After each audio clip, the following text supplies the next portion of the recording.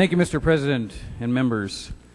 I think I heard it before in the chamber, but thank goodness for the no new tax pledge, because right now, members, we'd be about $10 billion in debt, and we'd sure be having a harder time coming out of that. I have some handouts, but while things are getting handed out, I'll just start going through things. I don't think people really understand how many taxes we're subject to.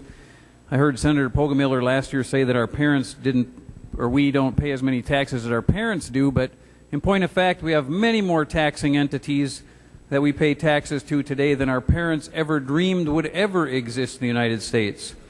We have federal income tax, state income tax, sales tax, city and county taxes usually done as property tax, gas tax, rental car tax, hotel lodging taxes, school levies, rail authority levies, taxes on nuclear storage that are added to our electric bill, personal property taxes that are added to our electric bill, tax for 911 added to our phone bill, watershed district taxes or levies, Board of Soil and Water taxes or levies, liquor tax, cigarette tax, provider tax on medical, Met Council taxing district, sewer and water district charges and taxes, garbage tax, cell phone tax, license tab fee tax, FUTA tax on tires, use tax, the Lessard Outdoor Heritage tax, stadium taxes, and members, every corporate tax that we put on of every form is a cost of doing business, and it's a direct pass-through that all of us consumers pay 100% of. Members, what you may not know is in Minnesota alone there are over 1,200 different taxing entities. They have direct taxing authority or direct levy authority that they can take our money from us. So members, what I handed out is our rank. The latest 2009 Laffer State Economic Competitiveness Index, and based on current policy, we're 34 in economic performance and 40 out of 50 in economic outlook. So members, all I had to do was add these new numbers in from this tax bill, and I can tell you that we are definitely on the high-speed rail to the bottom of the economic outlook rank in the United States. If you add the numbers from this tax bill, members, this would put us in 47th out of 50th place for economic outlook. It's interesting because it does kind of get worse, and it's what we've been talking about all day, members. All the states bordering Minnesota, are more competitive and business-friendly than Minnesota. North Dakota's economic outlook ranks 13th. Iowa ranks 35th. Wisconsin ranks 27th.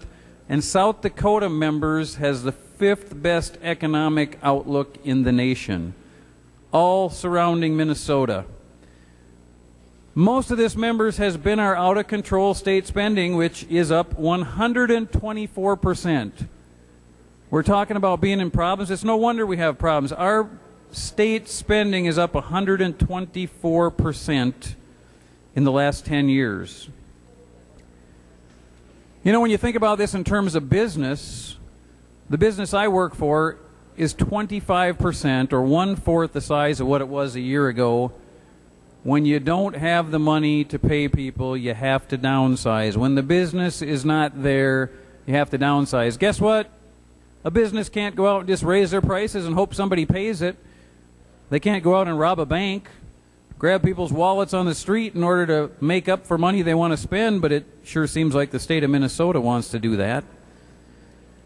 You add on top of that the policies that in Minnesota we're moving forward with, carbon dioxide policies, cap and trade, things that might go into effect at the federal level as well. Just some of the proposals on cap and trade before the original proposal that's in the federal government today estimated that electricity prices would jump by 36 to 65% by 2015 and 80 to 125% by 2050 under just cap and trade. That gasoline under last year's cap and trade type bill, not the new Obama bill, would go up 26 cents a gallon by 2030 and 68 cents by 2050. There hasn't been economic studies done under the current Obama administration bill, except for the idea that it would cost citizens of the United States $4 billion. Members, what I handed out here was simple, things that I've been railing on for years. It's charts and graphs here that tell you that, guess what, members? It shows throughout all of history, higher taxes mean less revenue, and lower tax rates starting back in the 1920s meant more tax revenue. So members, you can look through all this and you can see that not only did lower taxes mean more revenue, but when you had lower taxes, the rich paid a higher percentage.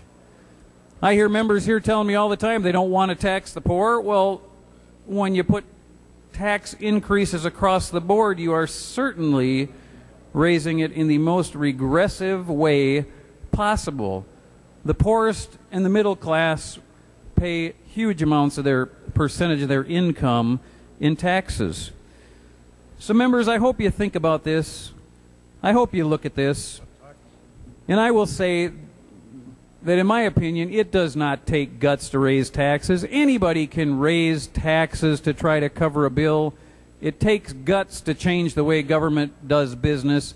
It takes guts to live within your means and spend within your means, and it's about time people in the Minnesota legislature had some guts and started living within their means. All right.